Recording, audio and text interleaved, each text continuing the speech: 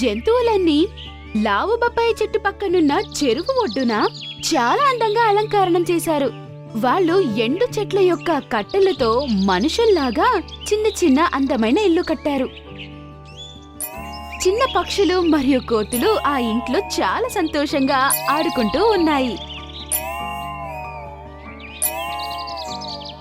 దాంతో పాటు వాళ్ళు తెచ్చుకున్న పూల తీగలతో ఆ ఇంటి మీద చాలా బాగా అలంకరణం చేశారు.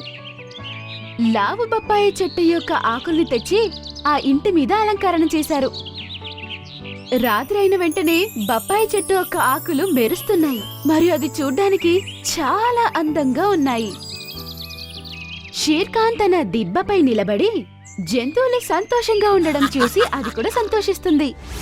గోల్డీ చెట్టు వెనకాల దాక్కుని షేర్ఖాన్ మీద దాడి చేయడానికి కార్చుకు కూర్చుంది. మిత్రులారా, కొద్ది సెకండ్లే మిగిలిన్నాయి.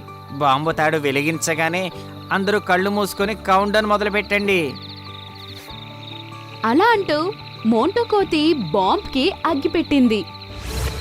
లావు బొప్పాయి చెట్టు తన ఆకుల యొక్క లైట్స్ ని ఆఫ్ చేసుకుంది మరియు జంతువులు కూడా కళ్ళు మూసుకున్నాయి మరియు కౌంట్ డౌన్ స్టార్ట్ చేశాయి. 10, 9, 8, 7. గోల్డీ త్వరగా బయటకొచ్చి షేర్ఖాన్ వైపు చూస్తూ నేల మీద తన కాలు కొట్టడం ప్రారంభించింది. తనకి కూడా సరిగ్గా ఏం కనబడట్లేదు, కానీ షేర్ అయినందువల్ల ఏదో కొంచెం తనకు కనబడుతుంది. 6, 5, 4, 3, 2, 1. షేర్ఖాన్ మీద దాడి చేసింది. అప్పుడు లావు బొప్పాయి చెట్టు ఒక మాయ చేసింది.